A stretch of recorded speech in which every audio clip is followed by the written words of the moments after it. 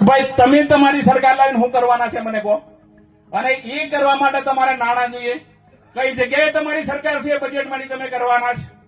ગુમરાહ કરવા વાળા આવશે, વાતો કરવા વાળા આવશે, મફત આલવાની વાતો કરશે. મફત તમને અનાજથી મળીને બધું ઉતારી દે છે, દવાના પૈસા, શિક્ષણના પૈસા, ખેડૂતના પૈસા. કયું મફત બાકી છે તમે અમને કહો તો ખરા. હું નવું તમે આલવાની વાતો કરો છો ભાઈ? બાળકના જન્મથી માંડીને અંતિમ સંસ્કાર સુધીની વ્યવસ્થાઓ છે અમારી ઘર કરેલી. મંત્રીમંડળના વિસ્તરણ પછી જેટલા પણ મંત્રીઓના ભત્તા કપાયા એમાં સૌથી વધારે ચર્ચાનું કેન્દ્ર હોય તે બચુ ખાબડ. એટલે જ્યારે મંત્રીમંડળનું વિસ્તરણના સમાચાર આવ્યા ત્યારે બધાને ખબર હતી કે કોઈ રિપીટ થાય કે ન થાય, કોઈનું પત્તું કપાય કે ન કપાય. બચુ ખાબડ એવા છે મંત્રી કે જેનું પત્તું કપાવવું ફાઇનલ છે. કારણ શું? તો મનરેગા કૌભાંડમાં એમના દીકરાઓનું નામ સામે આવવું, એના પછી સતત વિપક્ષનો વિરોધ એવો કે બચુ ખાબડ મંત્રી છે, એમને પોતાના ઘર ભર્યા છે, મનરેગામાં આટલું મોટું કૌભાંડ કર્યું છે અને ભારતીય જનતા પાર્ટી કેમ એમની સામે એક્શન નથી લેતી. ચૈતર વસાવાએ આ વિષય પર ખૂબ વધારે પ્રહારો કર્યા, બચુ ખાબડ પર ખૂબ પ્રહારો કર્યા, એના પછી અમિત ચાવડાએ પણ એટલા જ પ્રહારો કર્યા અને પછી મંત્રીમંડળના વિસ્તરણ સમયે એમનું પત્તું કપાઈ ગયું. મોટાભાગે કેબિનેટ બેઠકોમાં અને બધી જ જગ્યાએથી એ ગાયબ રહેતા હતા. સ્નેહ મિલન કાર્યક્રમ હતો અને સ્નેહ મિલન કાર્યક્રમમાં બચુ ખાબડ હાજર હતા. એ સ્નેહ મિલન કાર્યક્રમમાં એમને પહેલી વાર જેટલા પણ લોકોએ એમના ઉપર આક્ષેપ લગાવ્યા છે એના બધાના જવાબ આપ્યા છે. સ્નેહ મિલન કાર્યક્રમ દરમિયાન બચુ ખાબડે જવાબ આપતા કહ્યું કે હમણાં આવેલા મારા પર શું આ બધું બોલી રહ્યા છે? હું આટલા વર્ષોથી 25 વર્ષથી કામ કરું છું, પોતાના વિસ્તાર માટે મેં કામ કર્યા છે. એ ચૈતર વસાવાનું નામ નથી લેતા પણ એવું કહી રહ્યા છે કે ઝાડુનું કશું ચાલવાનું નથી, એ જે ફ્રી આપવાની વાતો કરે છે કશું જ ન ચાલે. મેં આટલા વર્ષથી કામ કર્યા છે અને મારી સામે આંગળી ચિંતા પહેલાં એમને એમના ત્યાંના કામ જોવા જોઈએ. બચુ ખાબડ જ્યારે આ બોલી રહ્યા હતા એ સ્પષ્ટ દેખાઈ રહ્યું હતું કે ચૈતર વસાવા માટે બોલી રહ્યા છે.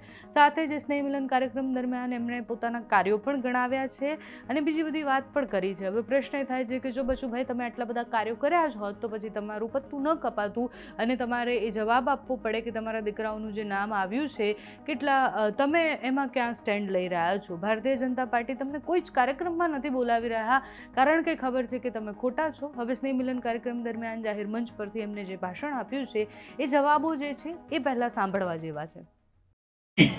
25 વર્ષથી તમારા વિકાસ માટે તપ કરી રહ્યા છે.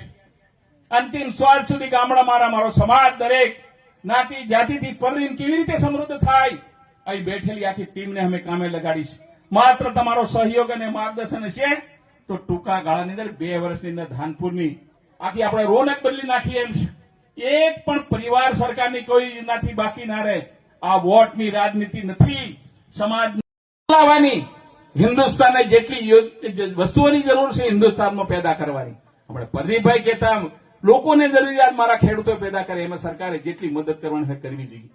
એ યુવાનને મારે એન્જિનિયર બનવું છે કહેતા હે એન્જિનિયર, યુવાનો કહેતા એન્જિનિયરને અમને નોકરી કઈ મળવાની ખબર સાહેબ? અમે નોકરીની વાત તમે કરો 10મા 12મા વાળાને પણ ભારત સરકારી નોકરી પોસ્ટ માસ્ટર અને રેલવેમાં પણ આલી છે. આ દીકરા દીકરીઓ નોકરી કરી રહ્યા છે. ભાઈ તમે તમારી સરકાર લાવીને શું કરવાના છે મને કહો, અને એ કરવા માટે તમારે નાણાં જોઈએ. કઈ જગ્યાએ તમારી સરકાર છે બજેટમાંથી તમે કરવાના છે? ગુમરાહ કરવા વાળા આવશે, વાતો કરવા વાળા આવશે, મફત આલવાની વાતો કરશે. મફત તમને અનાજથી મળીને બધું ઉતારી દે છે, દવાના પૈસા, શિક્ષણના પૈસા, ખેડૂતના પૈસા. કયું મફત બાકી છે તમે અમને કહો તો ખરા. હું નવું તમે આલવાની વાતો કરો છો ભાઈ? બાળકના જન્મથી માંડીને અંતિમ સંસ્કાર સુધીની વ્યવસ્થાઓ છે અમારી ઘર કરેલી. બચુ ખાબડ છેલ્લા કેટલાય સમયથી ગુજરાતની રાજનીતિમાં ચર્ચાનું કેન્દ્ર રહ્યા છે. મંત્રી તરીકે એમણે જે કર્યું એ બધું તો ચર્ચામાં હતું જ, પણ હવે કોઈ પણ કૌભાંડની વાત આવે કે પછી કટકીની વાત આવે એટલે સૌથી પહેલાં બચુ ખાબડને યાદ કરવામાં આવે છે. ગઈકાલે નીતિન પટેલ પૂર્વ નાયબ મુખ્યમંત્રી જ્યારે ભાષણ આપી રહ્યા હતા, એ પણ એક સ્નેહ મિલનનો કાર્યક્રમ હતો. એ ભાષણ દરમિયાન એમને સ્પષ્ટ શબ્દોમાં એવું કહ્યું કે આપણે તો ખાવાવાળી નીતિ રાખવાની જ નથી. પ્રધાનમંત્રીનું જે સૂત્ર છે એ પ્રમાણે ખાશું પણ નહીં અને ખાવા દેશું પણ નહીં, એ સૂત્ર સાથે જવાનું છે. જેટલા લોકોએ પૈસા ખાવાનો પ્રયાસ કર્યો, જેટલા લોકોએ કટકી કરવાનો પ્રયાસ કર્યો, એ લોકો અત્યારે ક્યાં છે તમે જોઈ લો. નીતિન પટેલ પણ બચુ ખાબડની જ વાત કરતા હોય એવું દેખાઈ રહ્યું હતું. એટલે હવે બચુ ખાબડનો એ જવાબ આપવો, ચૈતર વસાવા પર પ્રહાર કરવા, એ બધાથી એમની રાજનીતિમાં કોઈ જાજો ફરક નથી પડવાનો.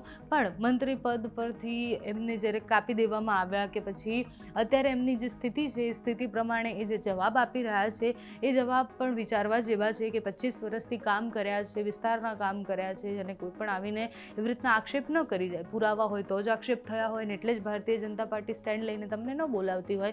બચુ ખાબડના એ જવાબ, નીતિન પટેલના પ્રહારો, ચૈત્ર વસાવાના પ્રહારો અને અમિત ચાવડાના પ્રહારો, આ બધા જ પ્રહારો જ્યારે જોઈએ ત્યારે ખબર એટલી પડે કે નેતાઓ મોટા ભાગે પોતાના જ ઘર ભરતા હોય છે. એ 25 વર્ષનો કાર્યકાળ હોય કે 5 વર્ષનો હોય કે 30 વર્ષનો હોય, એક સમય તો એવો આવે જ કે જ્યારે પાપનો ઘડો એટલો બધો ભરાઈ જાય કે છેલ્લે ખબર પડે કે આ નેતા તો આટલા વર્ષથી આટલા કૌભાંડ કરી રહ્યા હતા અને બચુ ખાબડ જોડે પણ કંઈક એવું જ થયું છે. તમારું આ વિષય પર શું માનવું છે અમને કમેન્ટ્સમાં જણાવજો. અત્યારે આ વિડીયોમાં બસ આટલું. જો તમે અમને યુટ્યુબ પર જોઈ રહ્યા હોય તો સબસ્ક્રાઈબ કરજો, ફેસબુક પર જોઈ રહ્યા હોય તો ફોલો કરજો, અમારા વિડીયોને લાઈક અને શેર કરજો.